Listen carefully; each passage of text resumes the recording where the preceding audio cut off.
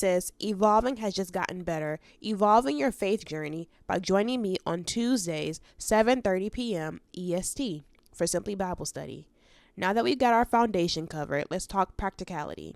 Evolving just got easier with my healing tools now available on Amazon. Don't forget to take a picture of your purchase and leave a review to let me know how it's impacted you.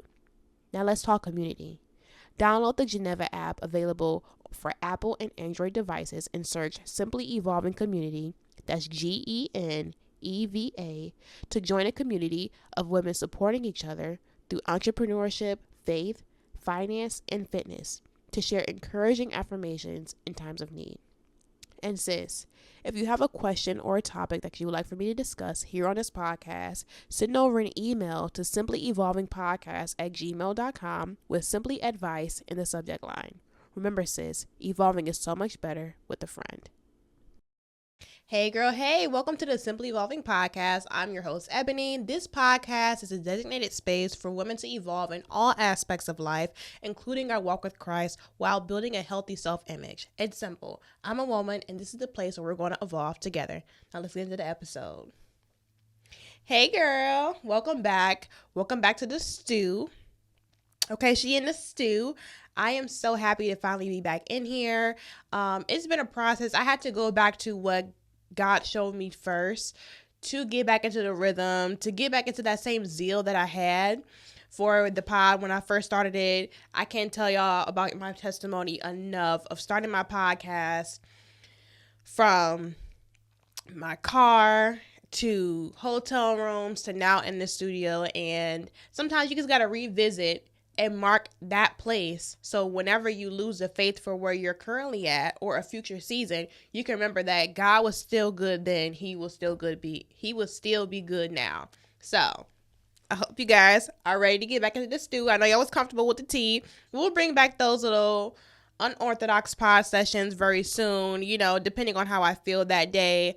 But we're getting back to where the real goes down. Okay, so today's topic is navigating the wilderness season. Now, why did I choose this topic? I feel like, for one, sometimes we don't know when we're in the wilderness season. Sometimes we don't know when it's a self-inflicted wilderness season. Sometimes we don't know when God is leading us into a wilderness season, aka a stripping of the old things to prepare you for the new thing.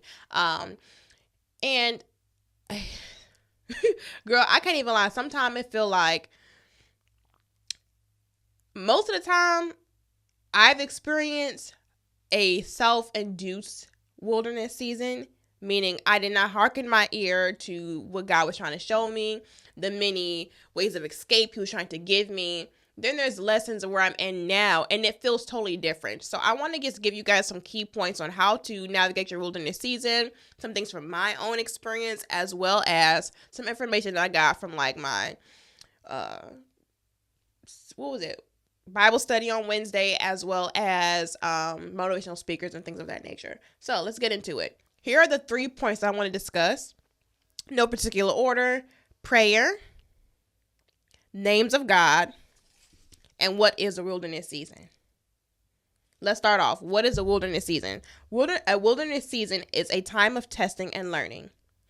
I feel like as Christians, it can be hard to want to bring people to your faith because some people be like, dang, as a Christian, you always got some type of story to tell. You always got some situation that's happening, but it's all in a building up. Because at the end of the day, when I'm walking in Christ, when I'm walking with the Holy Spirit, God is doing things that I don't have to worry about, that my works will always have to overthink about. And as an overcoming overthinker and people pleaser, I would rather be where the rest reside. I am not playing with y'all. I would rather be where the rest resides. I find that sometimes when you are also going through wilderness season, a lot of times you don't remember the things that you asked God to deliver you from. You didn't remember. You're not currently remembering the things that you have prayed for or currently praying for Because typically when God is leading you into a wilderness season, it doesn't look like your ideal. So you may say, Lord, I'm ready for the abundance. I'm ready for, the houses I have not, the wells I did not dig, the jewelry, the diamonds, the gold, the wealth that I did not have to work my fingers to the bone for. And he like, okay, but let's deal with that character first, because if I give you those things, is it going to make you feel beside yourself like that one boy did and left his father's protection and ended up with the pigs, right? The good thing about our Father, our Abba, is that it doesn't matter what you do. Yes, they do have consequences. Yes, you will go through and experience things that you will have to figure out like, oh, this is beneath me. But he always will welcome you back in open arms once you turn around and depart from your wicked ways. Let's get a little deeper into what is a wilderness season. A lot of times we also may not be able to decipher what we're going through because you may feel like you can't hear from God, or God is showing you through faith how to depend on him in a new way. So if you're in a season to where maybe things seem good, I got this under control. Like for instance, it could be your flesh, you got that under control. Your finances, you may have that under control, but then another area, your fitness starts to dwindle. Your finances are well, but your career path is unfulfilling. It makes you have to depend on him in a way that you have not perfected yet. So like I said, you may know how to steward your money well with a job that most people will say, oh, that is an honorable job. You're doing something for the community. You're helping saving lives. But at the end of the day, you're going home feeling drained and discouraged and just dreading every day you go in to work. Then you have to depend on God in a whole new way. Will kind of make you look crazy. Like you leaving this 6-figure paying job to go and work in a nonprofit organization. You left your surgical tech job to do X, Y, and Z. And it's like, but that brings me fulfillment. And I have to depend on God that his ways are above mine. And if he created the resources that on this earth that we desire, then why wouldn't he give it to me? He has the final say. He has all access that I do not have. So why can't I have it all? A part of my personal testimony about my wilderness seasons or self-inflicted, whichever way they may have been, let's talk about the more positive side, because sometimes people think that, as a Christian, you can't have a positive narrative about your wilderness season. Which brings me to the fact that you have to know, where are you getting your source of belief from? What are you getting your driving force? Is it coming from culture? Is it coming from what you saw your ancestors did, what you saw your loved ones did, what you saw your parents do, what you saw your neighbor do, what you saw, I don't know, because where is your driving force coming from? And do you believe that God is doing a new thing? Do you believe that, can you have faith in the fact that it's never been done before? And can you hold on to the fact of his faithfulness? That, like I said, if he did it before, he can bring you through whatever it is again. Yes, it may look different. Yes, the circumstance may change. But one thing I found also throughout the Bible is there's a lot of repetition in the Bible. Although there are different books of the Bible, different perspectives of the Bible, a lot of the main issues that I've seen through the Bible is humans coming into power and not knowing how to handle it.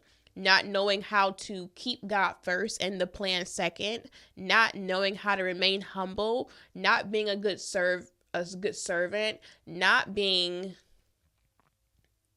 Christ-led. And a lot of times I find myself, when I get into self-inflicted wilderness seasons, it's because I'm not being Christ-led. I'm being led by my own ambitious motives. I'm being led by people-pleasing tendencies, so that means proving people wrong, whether that be the workspace, whether that be familiar, whether that be friend, whether it be romantically.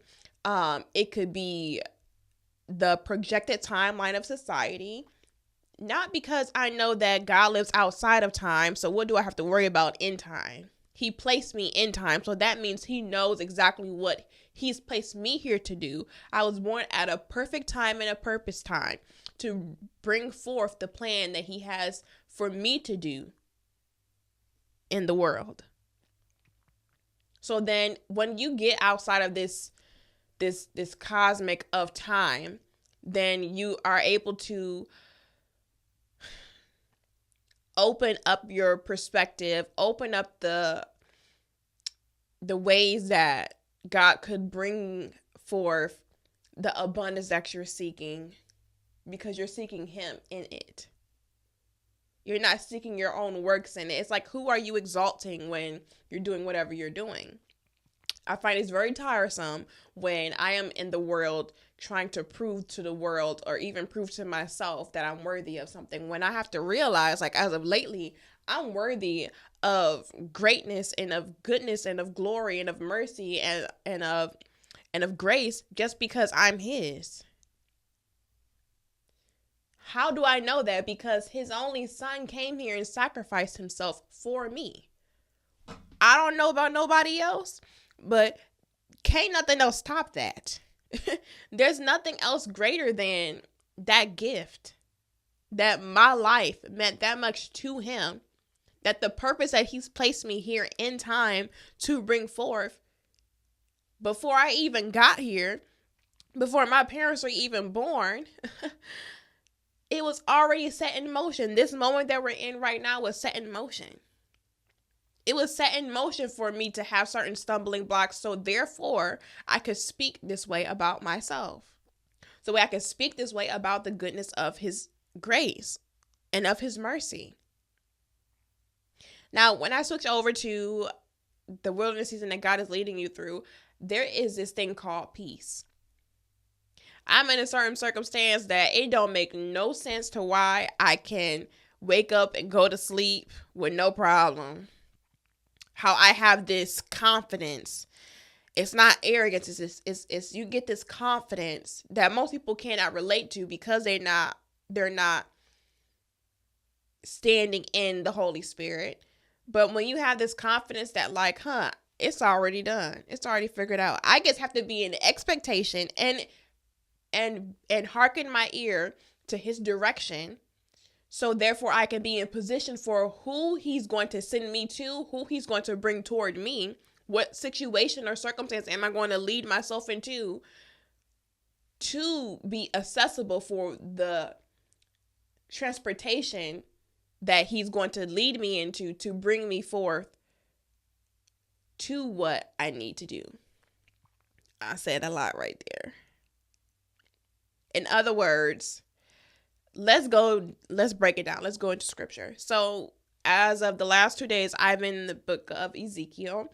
My main focus, I have not read today. But my main focus right now is chapter 8 of Ezekiel.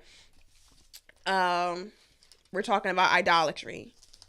Okay. So my main focus yesterday was the book of Ezekiel, chapters 4 through 8.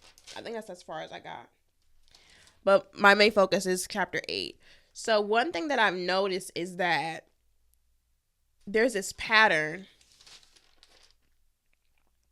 of idolatry and works within, especially in the book of Jeremiah, of him letting you know, like, it's your works that's getting you in trouble. And it's so amazing how we want to be so blameless and spot free that we want to put even the blame on the enemy that isn't even actively doing anything to you. I don't know what preacher said this, but like half the time the enemy don't have to do anything to you. You do it for yourself. Your overthinking does it for yourself. Your lack of processing your trauma does it for itself. You self-sabotage on your own because you don't feel that you're worthy regardless of what you've experienced, because you haven't allowed God to have the space to show you his goodness and show you how he truly feels about you. I don't know how many times he will say, like, turn to me, turn to me. They don't understand. They're not listening. He's still giving you a lot. Like, even though you'll read about his wrath through certain periods of scripture, there's also a lot of time where he's trying to get someone to let them know, send a word. I sent the prophets. I sent them many times, as y'all remember I said in the last pod reassessment. He sent the people to them to hear a word so that they could remove themselves from the ways of their ancestors. But they weren't trying to listen. So like I said, let's go back into the Ezekiel chapter 8. We're talking about idolatry. And I saw this pattern, which leads me into the names of God. I'm trying to keep myself structured, but it's flowing how it's flowing. You have to know, as of yesterday was my first time writing down the names of God. I made a copy. I don't know if I can see this. Can y'all see this? And I put it on my wall. So therefore, when I'm praying, I can know exactly. A lot of times, a part of the prayer that we're going to get into as well is you don't know exactly how to pray because you don't know who you're praying to. Because Elohim is such a big person. How does that saying go? I am that I am. He covers it all. So you have to know exactly what you need. So therefore, your prayers can be more descriptive, because I've learned too within my own life is the reason why maybe I could be in a wilderness season and why I'm having a hard time depending on him in a new way is because I don't know how to exactly pray for exactly what I need. Like I'm running around. What's that saying? Say I'm running around the bush. I don't really know what I'm trying to say. So it's like he will give you what you need. But what happens is sometimes you ever experience when he's giving you exactly what you asked for, but that's not what you needed. You get the relationship, but you're still not happy. You get the job, but you're still not fulfilled. So as of yesterday, I have started to bring in the names of God. So let's say like right now, you may be in a season to where finances is a stronghold for you right now. Let's say, let's use finances or whatever. We could say, I need to call on Jehovah Jireh because the Lord will provide for me. But also, you need to have peace in the situation to know that all things work together for the good for those who serve the Lord. Jehovah Shalom. But let's get back into idolatry. A lot of times when we are going through this culture, we don't know how to decipher and to separate. I'm getting these things because of who I am and whose I am. Like the coat. What was his name with the coat? Okay, y'all, I ain't no Bible scholar. Let me see. The one that had many coats. Let's see. Hold on, let's see. The man with the coat of many colors. Joseph. Okay? She knew that she true to this too, because period. What's the only way? Okay, so you can say, how did I get there? Oh my gosh, how did I get there? It was about to be real good too. Okay, so I said, Jehovah Jireh, the Lord will provide. Jehovah Shalom, the Lord is peace. Idolatry. Okay, so I said, you could be out here not being able to decipher. You get these things because of whose you are and who you are. Not because of your own sake. So the reason to why Joseph was able to keep getting back that coat, I know his brothers took the coat and tore it up. The lady took the coat and he got replaced. And it's like he's getting those things back because he knows whose he is. He's not seeing himself as the coat. He's not seeing himself as having something that most people don't have or cannot assess right at the moment.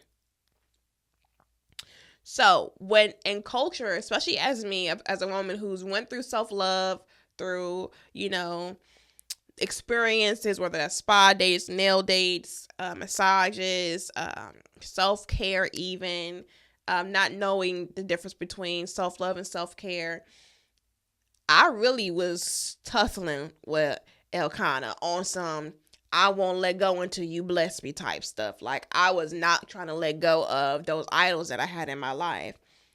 And it's bringing me to, like I said, Ezekiel verse 8. So, 8 and 3. And the Spirit lifted me up between the earth and heaven and brought me in the vision of God to Jerusalem, to the door of vision of God to... Sorry, y'all. And brought me in the vision of God to Jerusalem, to the door of the inner gate that looketh toward the north, where was the seat of the image of jealousy, which provoketh to jealousy. You know how many times in the Bible it says... Let me go back to it. Hold on.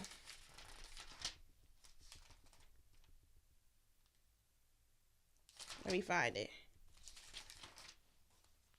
Do they not provoke, I'm in Jeremiah verse 7 and 19. Do they not provoke themselves to the confusion of their own faces? Behold my anger, verse 20. Behold my anger and my fury shall be poured out upon this place, upon man and upon beast and upon the trees of the field and upon the fruit of the ground, and it shall burn and shall not be quenched. The Lord rejects sacrifices of the disobedient. First of all, you know sometimes when you going through a season of your wilderness and you like, okay, I tried everything else. Let me try God now. And it's like you give him something, but you're not really giving him. Like that lady who only gave a few pennies and they was laughing at her, but it was her heart posture. Your heart posture don't really be good when you're seeking the things of this world. You give him things that your heart not in. But if you empty out that banking account, I bet you he'll come in.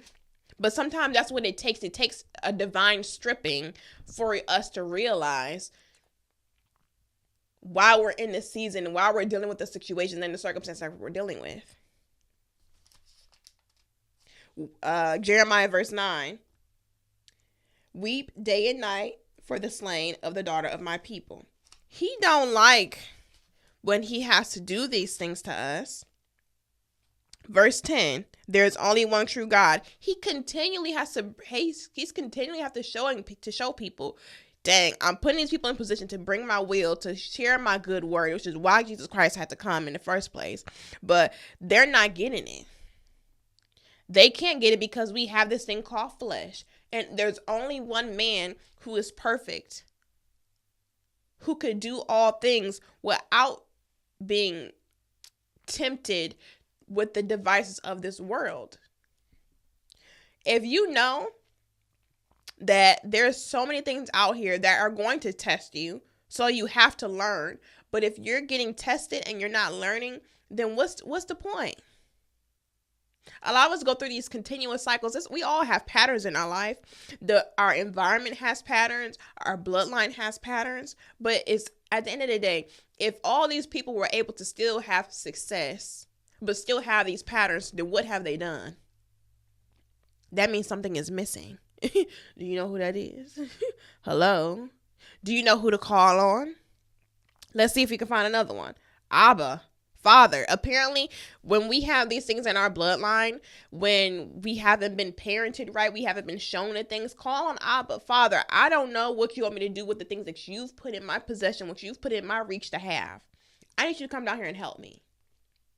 Not only do I need you to come down here, Abba, but I also, Jehovah Roy, I need you to shepherd me. I need you to show me exactly what you need me to do, how you need me to do it, and what you need me to do with it. Verse 10 of Jeremiah and 15, they are vanity, and the works of their errors, in the time of their visitation, they shall perish. Ugh! And I can't lie, y'all. I can't lie to you. He even feels our pain when we go through these seasons that are self-inflicted. Even the ones that he has to have to bring his wrath on because it's for a purpose. But he doesn't like it. He doesn't like it. Let's go back to verse 8. So, like I said, when we have these other idols in our life, whether that could be your job, that could be even fitness, that was fitness for me for a period of time, that was relationships for a period of time. When you have these other things in your life that are taking his place, Because you could be doing things in his name. That's why he says they never knew me. You could be doing things in his name, but really for your own ambition and gain, which I feel like we have a lot of those because, girl, it's so many prophetic people, which God sends. I don't put no labels on me at all because, like I said, I am not a Bible scholar. I'm just, look, I got my Bible in 2022. This is where I started.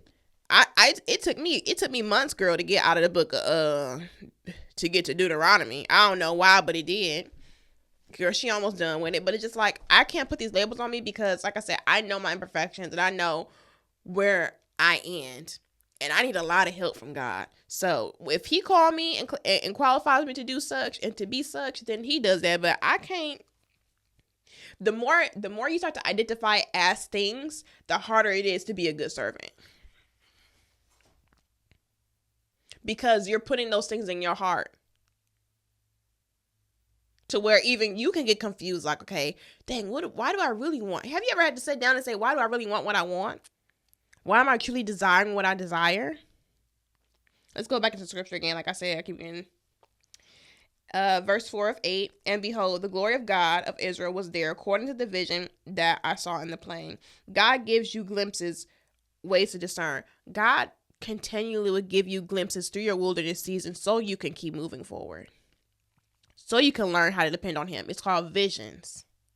He will show you doing this thing, but you have to realize, even when you get these visions, like I said, I've gotten visions for my own life, and I've seen, let's say you can see yourself on the stage or whatever, but you don't really know why you're on that stage.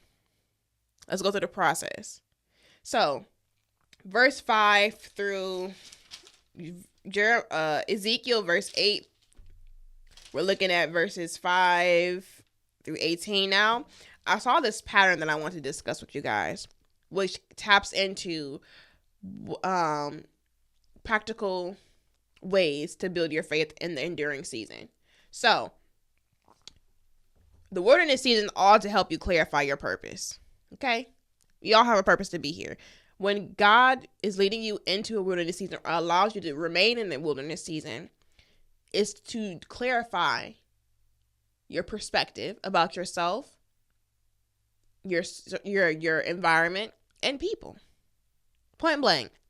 To be aware of the people who are around you who could be worshiping other idols, just like how you may have. Once He calls you, you've already separated yourself. Once you've answered to Him. One thing that I've noticed was really important too is that then, this is in the King James Version. Then He said unto me, Son of man, lift up thine eyes now the way toward the north. So I lifted up my eyes the way toward the north, and behold, northward at the gate of the altar, this image of jealousy in the entry. He is not a man that shall lie. He gives warning about. His warnings are real. So when you're in the wilderness season, He's also speaking to you. But what I've noticed is a lot of times we try to pull things into the wilderness season.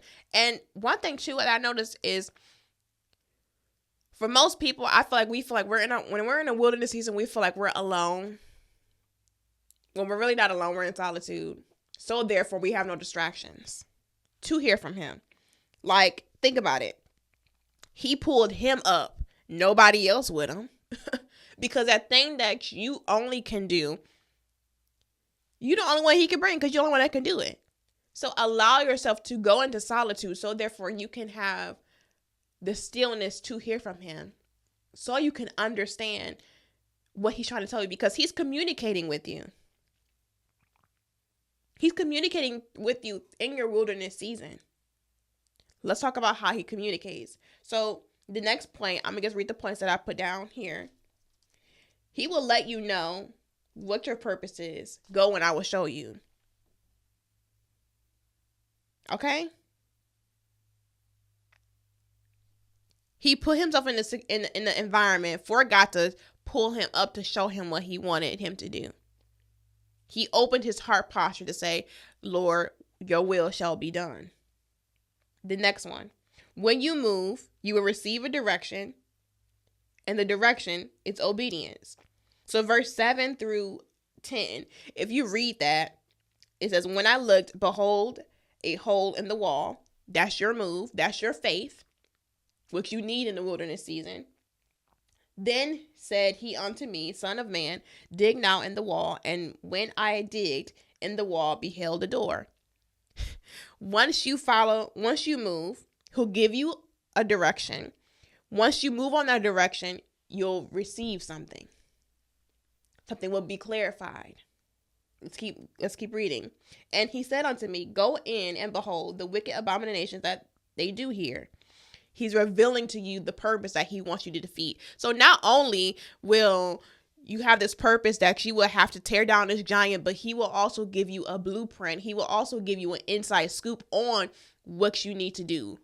He gives you this sixth sense so you can open your eyes and see what's in your environment and what's in your bloodline. So I went, obedience, and behold, every form of creeping things and abominable beasts and all the idols of the house of Israel portrayed upon the wall around about. Obedience. But he was exposed to exactly what we may struggle with. Why would you try to seek in any other thing besides him when he can give you exactly the tools and the resources and the awareness to get comfortable with what you are going to be defeating? Jesus the carpenter, before he was nailed to the cross, he was the carpenter. He was already comfortable with what he was purposed here to overcome. Amazing. Girl, that's why I watch TV, because the Bible. And there stood before them 17 men, ancients of the house. One man, 70 men. And in the midst of them stood Jezina, the son of Shaphan, with every man his censer in his hand. And a thick cloud of incense went up. He will give you a first-hand introduction to the giant that you will defeat. Then said he unto me, Son of man, hast thou seen what the ancients of the house of Israel do in the dark? Every man in the chambers of his imagery. For they say, the Lord seeth not. The Lord has forsaken the earth. He will clarify the vision. Girl, your purpose is made. What more clear can you get from this? Then he brought me more direction. Then he brought me to the door of the gate of the house of the Lord, which was toward the north. And behold, there sat women weeping for Tammuz. That's the entire blueprint. He's showing you all the enemy camp. Where do you get that in solitude? Where do you get that in focus? Where do you get that when you ask Jehovah Roy, lead me and show me what you need me to do? Hello. Then said he unto me, hast thou seen this, O son of man? Turn thee yet again, and thou shalt see greater abominations than these. That's his second clarification. You know how we be praying, Lord, can you let me know? Lord, can send me a sign, send me a sign. When you give him his divine, when you give him undivided attention, he gives you all that you need.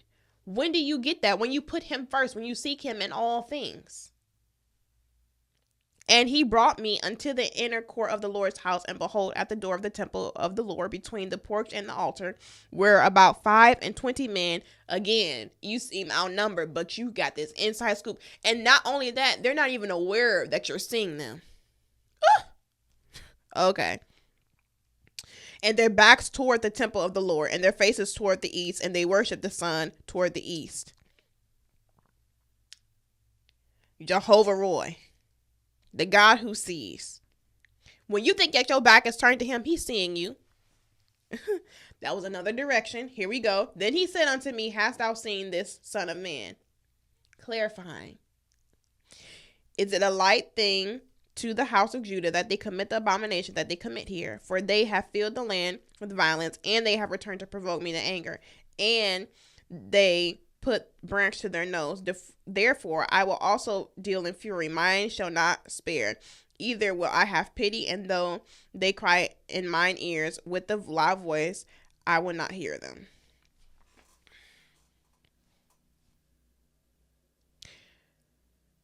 It's only when you're in that wilderness season, when you're in solitude. And a lot of times people be calling solitude wilderness season. No, you're just being prepared. He's just giving you the resources, the mental capacity to also be able to go up against those things that may seem scary, which may seem like you're outnumbered. Let's go to some practical ways. So we did what is a wilderness season. Now we're going into practical tools to build faith and enduring a wilderness season. Now, I got a couple things from not only Jerry Flowers, but also Acts. So, prayer. ACTS. What is that? Adoration, confession, thanksgiving, and seeking. How do you overcome your wilderness season? You have to know the names of God that you need to call on. So, therefore, your prayers can be clear. So you can also receive. A lot of times, I think sometimes we start praying against all these random things and just throwing stuff out there to him. So therefore, when he's answering things, we're not clear because we ask for so many things that probably weren't even in order. Because we don't know exactly what we need. Because we don't know who we're talking to. Woo! So adoration. When you wake up in the morning, just thank him that he has you here for another day.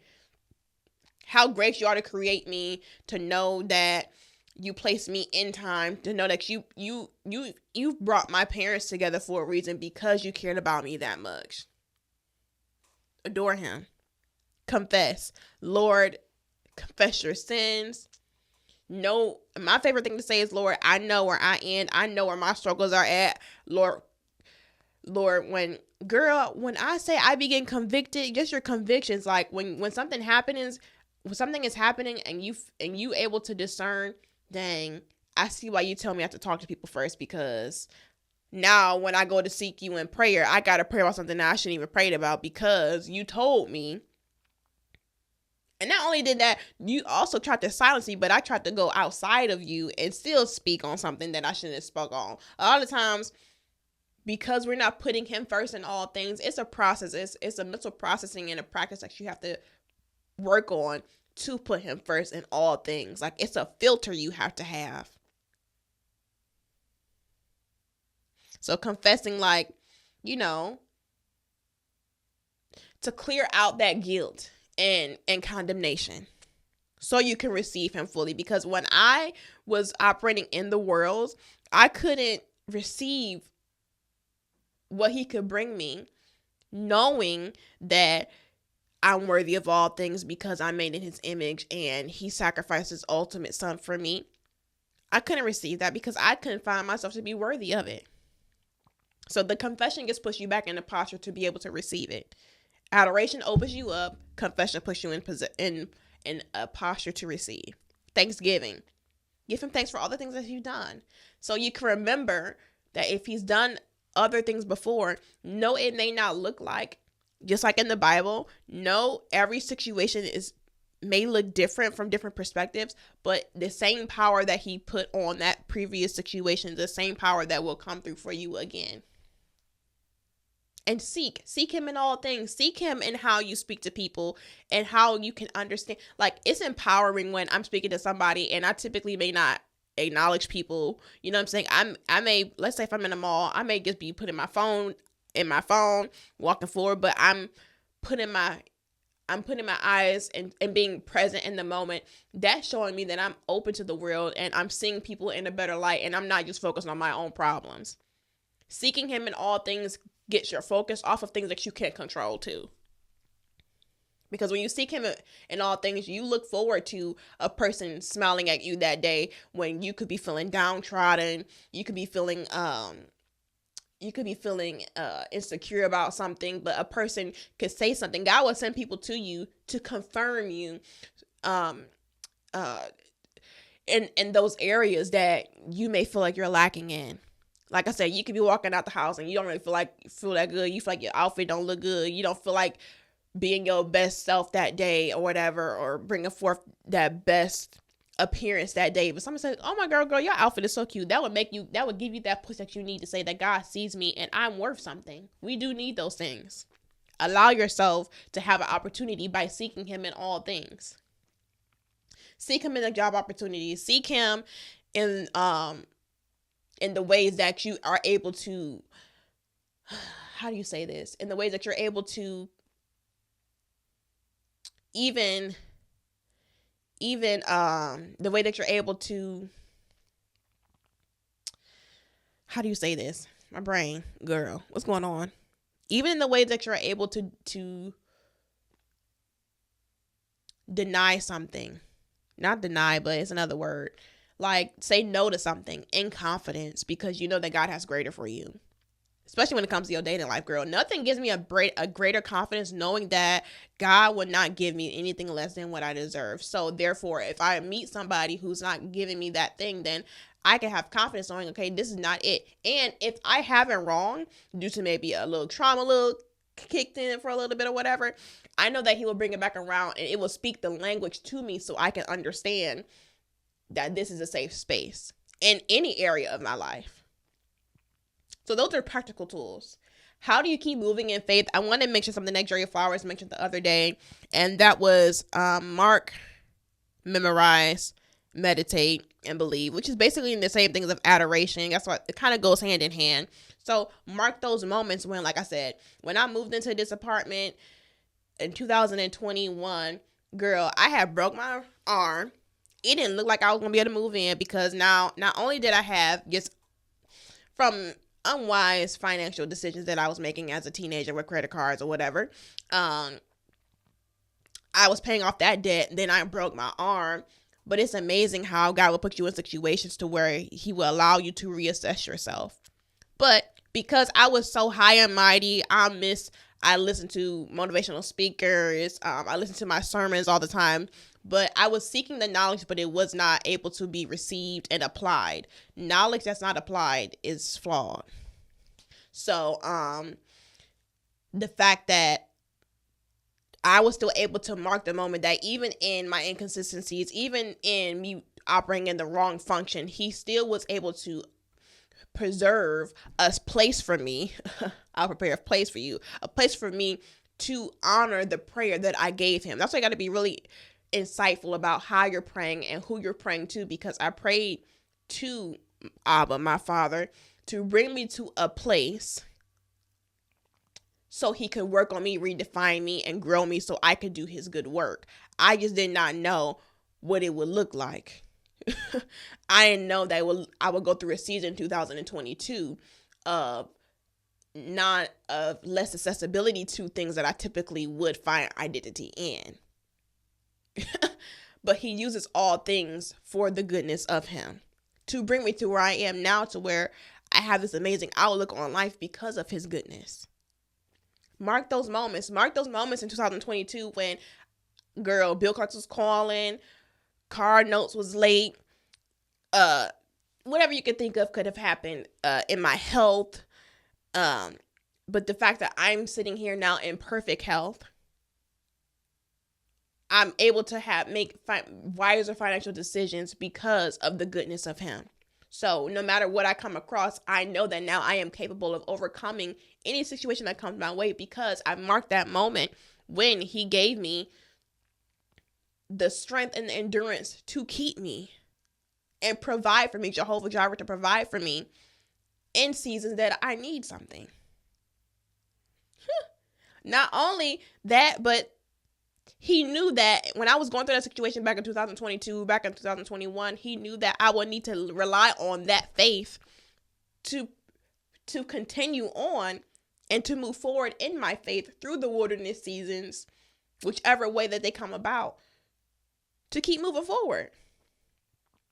Number 3 is meditate. Meditate on the word, because seeing different perspectives of similar things, I'm able to inject myself into their stories and see, okay, girl, I be laughing because like in the book of Job, I be like, dang, how long, Job? How long will you keep your eyes focused on things that you can't control anyway? What? Pushing back the fact that he has something already prepared for you. And the reason why he's taking this stuff away from you is because he has something greater for you in the end. He would not take away things and give you something inferior in return. That's not how he works.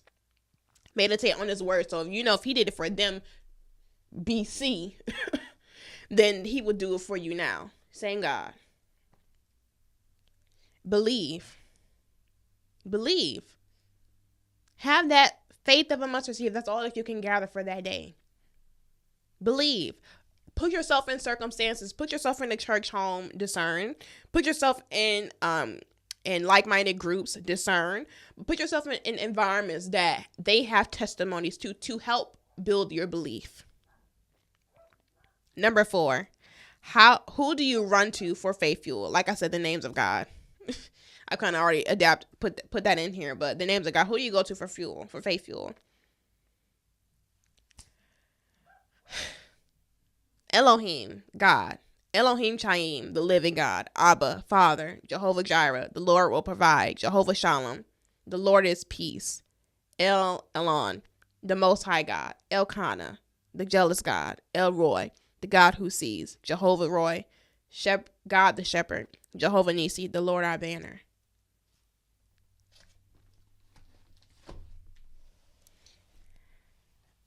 If you want somebody to hype your bestie up, I don't know who else to go to but the God who can provide for you in those areas.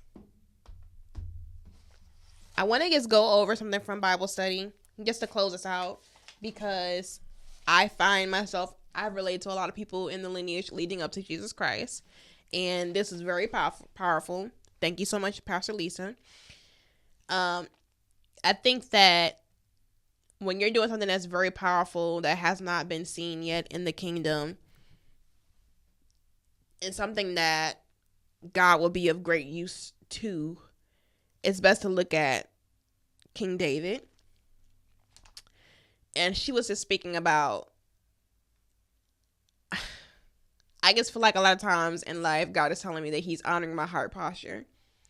And the fact that I got this lesson in Bible study, which that was a instruction from myself. It was a instruction for me to seek him first, not only on Sunday, but also on Wednesday, to sacrifice my time of possibly just scrolling on my phone, or even for recording, I could say, to be fed. Because obviously there's something, like I said, I'm new at reading the Bible. There's some things that I may not have a good interpretation of, but we all understand something different because he speaks to us in different ways. But I don't think there's a better heart posture to have while you're in the wilderness season than like David. Because he went through so many different things, just like Jesus did, but he went through so many different things that I could relate to. So I'm going to share that with you. Number 1, David implicitly trusted in God's providence. David understood that life is a journey. I had to understand, like, the highs and the lows of life is a journey. Shout out to the Secretaries of Sex Pod. I can't remember his name, but he was like, the highs and the lows, like the old highs and lows that I had now, he said, like, those will become the lows of your new life. The highs and the lows of a life living for the world versus living for Christ. Man. Not only do I have to worry about, like, back then, that my success, that would maybe, let's say I earned 100,000, right? If I earned 100,000 in the world, through escapism, through a lack of identity, through a lack of purpose, through a lack of self-love, I'm throwing it to swine. But through a life having identity in Christ, I'm able to learn how to invest. I'm learning how to give. I'm also learning how to think about the other generations to come. And then I don't have to hold on to anything if I were to lose something because of stocks or because of investments or whatever. Because he provided it for me anyway. Number 2, David implicitly trusted in God's protection. A lot of times, stuff never happens in the way that you think the worst case scenario is, because he protects us in those situations. He's not going to let something more than what you could bear So I allow that to be faith fuel for me. So therefore I know, well, like, dang, if God still has me here, if my faith is really keeping me here right now and he's honoring something, I may not even know what it is. If he's honoring something, that means that what I have is worth protecting. And then that gives me additional fuel to know that I need to protect it too. I need to be a good steward over it. I need to be a good steward over my mind because obviously God is using it. I need to be a good steward over my finances because obviously God is using it. I need to be a good steward over my home. Yeah, the bills may be whatever, or yes, the car, I got a car, but let me be a better steward over the car, because if God still has me having this car, because there's so many people on social media who are talking about, giving away their cars because they can't afford it, moving back home because they can't afford it. There's so many things, but if he still has that in your possession, that means he needs to use it. And he will bring you what he will bring you the transportation, whether they mean money or a car or whatever, to allow you to do what he needs you to do. Ugh. Like they just gave that man that donkey. They gave Jesus that donkey because obviously you need that, so I ain't even gotta worry about it. You need it more than me. It needs to be used for the kingdom, and therefore, whatever I gotta do, God gonna cover it. Period. Number 3, David implicitly trusted in God's presence. Trust that he's here. Know that I'm not alone. Be strong and courageous. Don't look at the people's faces when I'm not enough. My God, like, hello. Seeking God in all things keeps you in his presence, because you're looking to see, how is God gonna bless me today? And you have to have a certain type of confidence in yourself to know that, like, God is about to bless me with something. When you don't believe in yourself, when you don't know who you are, you don't think that you're worth a blessing. You don't think that you're worth something that eyes have not seen and ears have not heard. You don't think that you're worth something that you don't have to work for. Those are all things that I feel can keep you through your wilderness season. Girl, she back in the stew. She is back in the stew. So I hope you guys enjoyed this podcast. Thank you guys so much for tuning in. Subscribe and follow. Couple notes. Like in the beginning of the pod, make sure that you go to the Healing Tools by Eboney Gould link in my link tree. I'll link that down below. You can buy the notebook. Which is very important for this wilderness season, because if you start to journal, here's a notebook, Evolve My Ideas into Reality. If you start to journal, or whether using a 30-day journal to just help you process, you're able to go back and think about how even those tough times that you were dealing with before, that if God brought me through that mental struggle, then he can bring me through this one if I'm having a new one. You know what I'm saying? Like, so that the activity book, like, just remembering the good days when you allowed yourself to have that time for yourself to pour back into yourself. Like, all those things just help keep fueling the faith that you need to move forward through life. Don't forget to link in the bio also for the community group for Bible study on Tuesdays, which are going to start very soon. Those will be on live. They might be on live, or they might just be in the group chat. I'm not quite sure yet, but those links are all down below. And I cannot express enough gratitude. So like I said, if you guys, to the ones who are purchasing the healing tools, what I'm going to do is I'm going to give away one of each of those healing tools. So what you can do is take a picture of your healing tool, whether it be the journal, the notebook, or the activity book. Comment me, the podcast, or my personal page, and I will put you guys, send an email with your purchase and those screenshots, and I will be doing a drawing for a winner. So thank you guys so much for tuning in. Remember, I'm a woman who's simply evolving, and you are here evolving with me. I'll see you in the next episode. Bye.